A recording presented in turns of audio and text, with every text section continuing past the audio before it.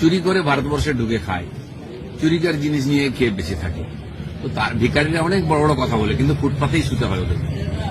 বাংলাদেশের অবস্থা খুবই খারাপ। আজ যদি আমরা বলি যে বন্ধ করে দেবো, জলটাও বন্ধ করে দেবো, বাংলাদেশ বাঁচবে কি? তো এইসব লোকের কিছু মাথা খারাপ লোক আছে, তারা ওখানে খালি মিডিয়ায় থাকার জন্য নেতা হয় যায়। আজ কোন সরকারই নেই ওখানে, এমন একটা দেশ। প্রধানমন্ত্রীর বাড়িকে লুট করে নেয়, পার্লামেন্ট ভবনকে লুট করে নেয় যে দেশের লোক। কি দেখুন সিরিয়াতে কি হচ্ছে, একই ঘটনা। এরা এত অযোগ্য অকম্মা, না নিজের পেট চালাতে পারে না দেশ চালাতে পারে। সেই সব লোকের কথায় কোনো গুরুত্ব নেই। ভারতের সাহায্য নিয়ে যে ইকোনমিক জোন তৈরি হয়েছিল, সেখান থেকে ভারতীয় যে লাঠি মেরে বের করার বিধান দিয়েছেন, তারও কারণে না বিধান। তাহলে এটাও বলুন যে ভারতের কোন জিনিস আমরা নেবো না, খাবো না, কদিন বাঁচবে ওরা? ওষুধই পাবে না, অর্ধেক লোক মরে যাবে।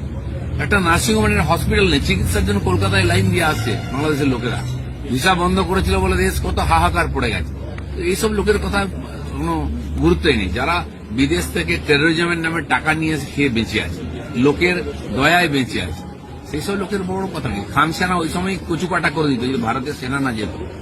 আমরা হাজার হাজার কোটি টাকা খরচা করে শত শত সেনার জীবন দিয়ে বাংলাদেশকে স্বাধীন করেছি। ভারতের শক্তি আছে, ম্যাস্ট করে দেবে বাংলাদেশকে। পাকিস্তানকে যদি নাকে খত দিতে পারে, 90,000 সৈন্যকে বন্দী করে আনতে পারে ভারতের সেনা, বাংলাদেশ তো নাস্তা আমাদের। আমরা তো ওদের মতো লোকেদের সঙ্গে লড়তে পারি না।